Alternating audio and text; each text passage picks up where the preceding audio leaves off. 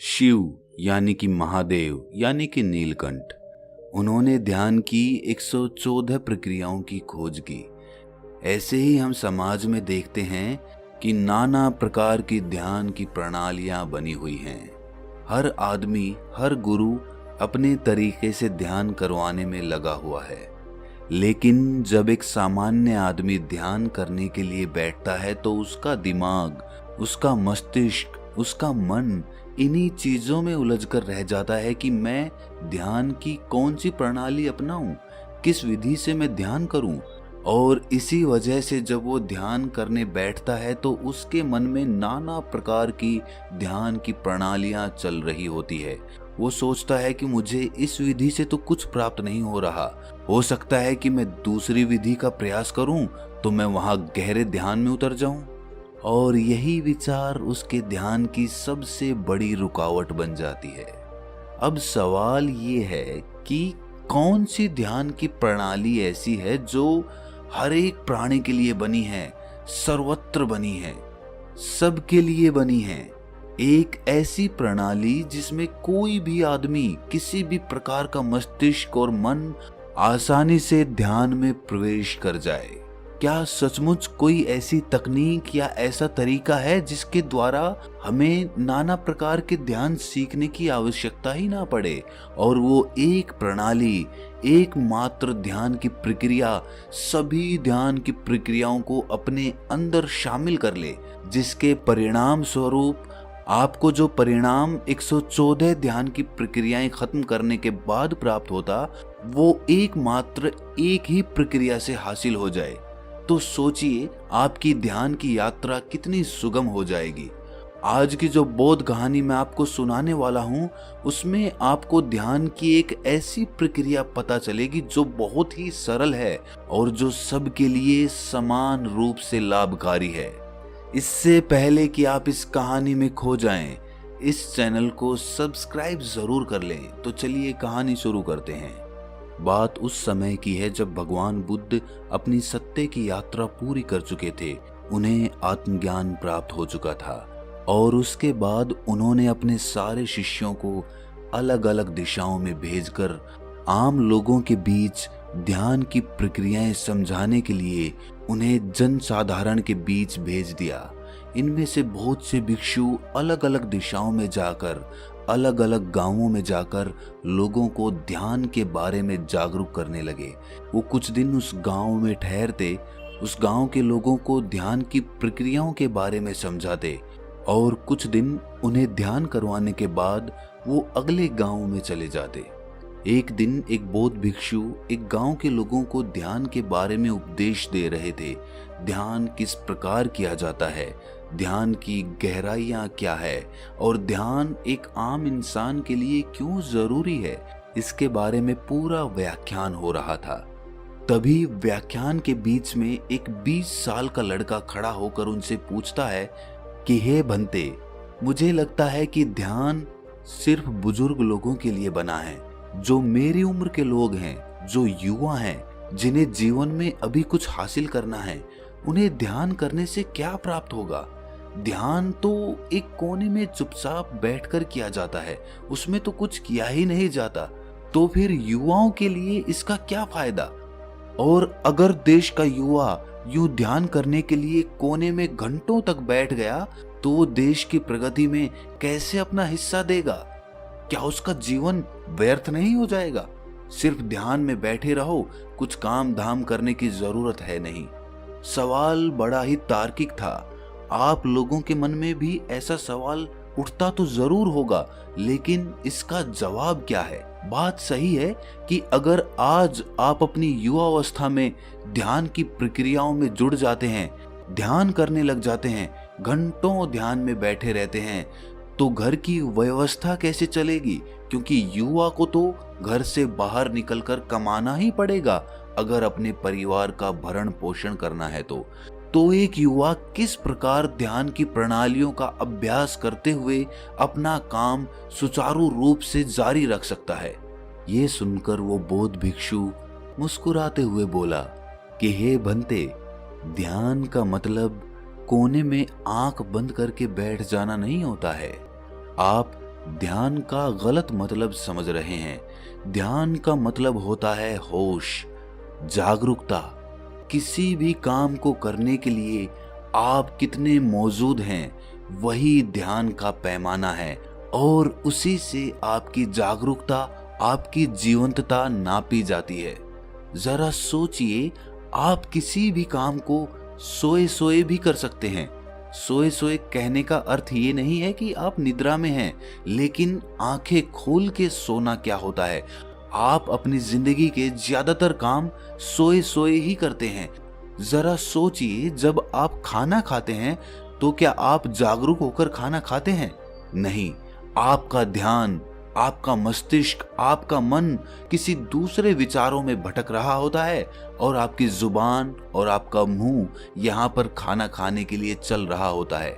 ये उसी भांति होता है जिस प्रकार किसी यंत्र में चाबी भर दी गई हो और वो यंत्र अपना काम करते रहे। उसके लिए उसे कुछ सोचने की जरूरत नहीं है, उसके लिए उसे वहां पर मौजूद होने की जरूरत नहीं है, क्योंकि उसमें चाबी भरी जा चुकी है। और इसी प्रकार हम अपने जीवन के अधिकतर काम करते हैं। हम जागरूक होकर नहीं करते, हम एक यंत्र की भांति सोए सोए सारा काम करते रहते हैं। लेकिन अगर आपको परमानंद का स्वाद चखना है, आपको प्रकृति में छुपी हुई उस दिव्य सत्ता को पहचानना है, उस परमात्मा की मौजूदगी का एहसास लेना है, तो आपको यंत्र ना बनते हुए एक जागरूक आदमी बनना होगा।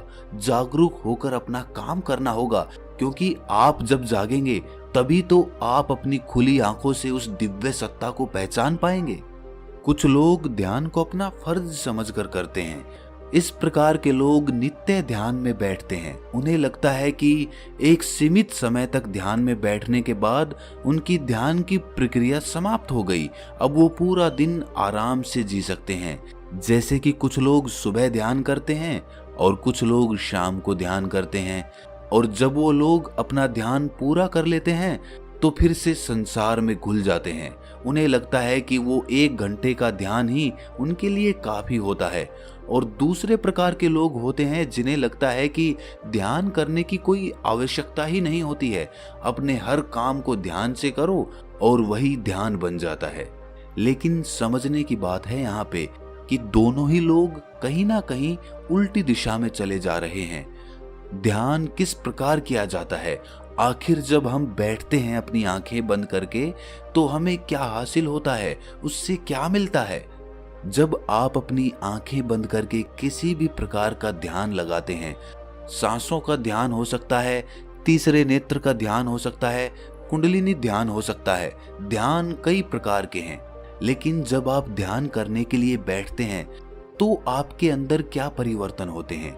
जरा सोचिए, आप अपनी सांसों पे ध्यान लगाना शुरू करते हैं। आप अपनी सांसों को निरंतर देख रहे हैं, वो किस नाक से आ रही है, किस नाक से जा रही है, नाक के कौन से कोने से टकरा रही है। आप ये एक दृष्टा की भांति देख रहे हैं। इससे आपके अंदर क्या परिवर्तन होंगे? सबसे बड़ा परिवर्तन जो होगा वो ये कि आप जागरूक बनेंगे, आप संवेदनशील बनेंगे। जरा सोचिए कि आपकी सांसें वर्तमान में चल रही हैं, और जब आप अपना ध्यान सांसों पर लगाना चालू करते हैं तो आप कहीं ना कहीं अपने अतीत और अपने भविष्य से कटकर वर्तमान में आ जाते हैं। और जब आप बारीकी से एक दृष्टा की भांति अपनी सांसों को देखते हैं तो कहीं ना कहीं आपकी जागरूकता, आपका होश, चीजों को देखने का आपका नजरिया, आपकी दृष्टि और भी बारीक बन जाती है। आप और भी ज्यादा जागरूक हो जाते हैं, और भी ज्यादा होश में आने लगते हैं। लेकिन वो ध्यान या वो होश तभी कारगर साबित होगा जब आप दिन में कोई भी काम करते वक्त अपनी वो जागरूकता, वो होश जो आपने 1 घंटे प्राप्त करके हासिल किया है, उसे बरकरार रख पाएं। हर काम को होश में जागरूक होकर कर पाएं, तभी वो 1 घंटे ध्यान करने का परिणाम आपको हासिल होगा। लेकिन अधिकतर लोग क्या करते हैं? वो 1 घंटा ध्यान में बैठते हैं और उसके बाद उसी पुराने ढर्रे से अपना जीवन जीते हैं, उसी प्रकार कार्य करते हैं, सोए सोए एक यंत्र की भांति कार्य करते रहते हैं। लेकिन वही काम वो जागरूक होकर होश में भी कर सकते हैं। इसीलिए जब भी आप बैठकर कोई ध्यान करते हैं तो वही ध्यान, वही होश आपके पूरे दिन को संचालित करना चाहिए। हर काम को पूर्ण रूप से शामिल होकर करें। ये नहीं कि आपके विचार कहीं हैं और आप एक यंत्र के भांति उस काम पर लगे हुए हैं। तो इस प्रकार के ध्यान का क्या मतलब रह जाता है? ध्यान का मतलब होता है आपको संगठित करना, आपको सम्मिलित करना। जब आपके शरीर का रोम रोम किसी काम में शामिल हो जाए, सम्मिलित हो जाए, तो वही काम आपके लिए ध्यान बन जाता है। इसीलिए जागरूक होकर किसी काम को पूरे सम्मिलित होकर कीजिए, पूरा रोम रोम लगा दीजिए, उस काम में रम जाइए। उसके बाद आप निर्विचार के भाव को भी अनुभव कर पाएंगे। निर्विचार यानी कि मस्तिष्क में कोई भी विचार नहीं, किसी प्रकार का, ना अतीत का ना भविष्य का। बस आप उसी काम में लगे हुए हैं और उस काम को वर्तमान में करते हुए आपके दिमाग में विचार नहीं दौड़ेंगे। आपका दिमाग निर्विचार हो जाएगा, एकदम शुद्ध हो जाएगा, एकदम शांत हो जाएगा। और उस वक्त, उस क्षण, उस पल आप ध्यान के बारे में समझ पाओगे, आप ध्यान की अनुभूति ले पाओगे, आप ध्यान का रस चख पाओगे। तब आपको पता चलेगा कि ध्यान क्या है और ध्यान में कितना आनंद है।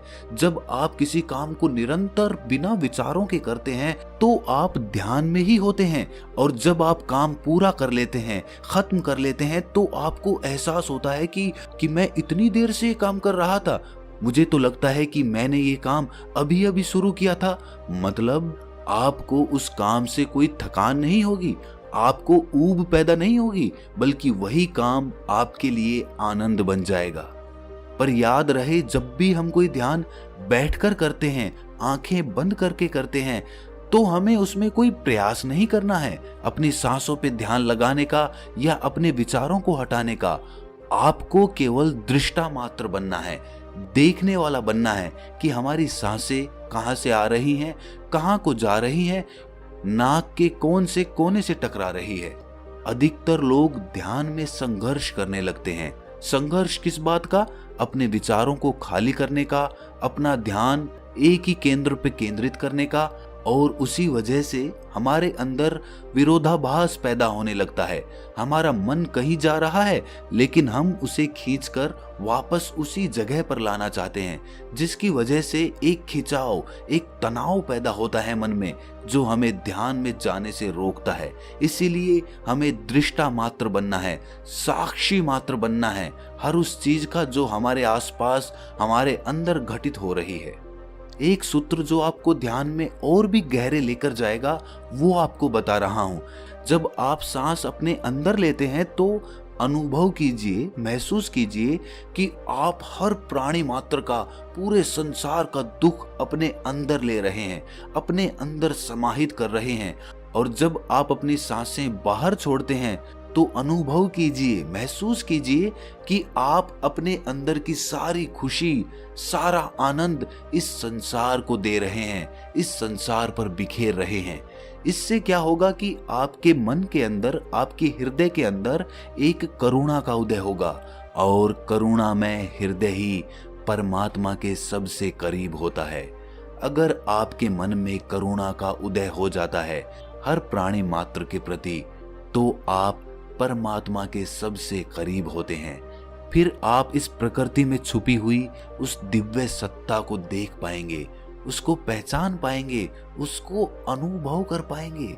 आपका रोम रोम ये मानने पर मजबूर हो जाएगा कि हाँ, प्रकृति में ही परमात्मा बसता है, हर प्राणी मात्र में परमात्मा बसता है। आप अपनी सहूलियत के हिसाब से किसी भी प्रकार का ध्यान अपना सकते हैं। रोज उसका अभ्यास कीजिए और पूरे दिन में उस ध्यान का असर देखिए। धीरे धीरे आप प्रयास से शुरू करेंगे, लेकिन कुछ समय बाद वो प्रयास खत्म हो जाएगा।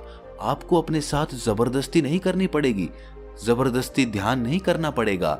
अगर आपको उसमें खुद ही आनंद आने लग गया तो सोचो, आपको कोई चीज जबरदस्ती करनी पड़ेगी? आप फिर खुद ध्यान में बैठेंगे, ध्यान खुद ही आपको अपने पास खींच लेगा। अब आपको कोई जबरदस्ती नहीं करनी, अब ध्यान खुद आपका मार्गदर्शन करेगा। आधुनिक दुनिया ने आज तरह तरह की इजाद कर दी है और ऐसी ही एक इजाद है संगीत। जब आप ध्यान करते वक्त अपने पास कोई शांत संगीत बजा लेते हैं, आनंद प्रदान करने वाला, तो आपका ध्यान और भी सुगम हो जाता है। उसके बाद आप आसानी से निर्विचार हो सकते हैं और अपने ध्यान की गहराइयों में भी जा सकते हैं।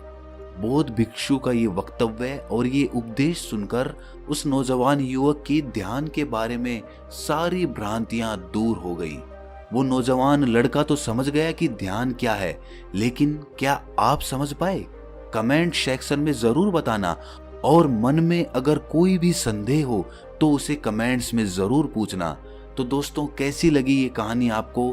कमेंट सेक्शन में जरूर बताना। मिलते हैं अगली कहानी में, तब तक के लिए अपना ख्याल रखें।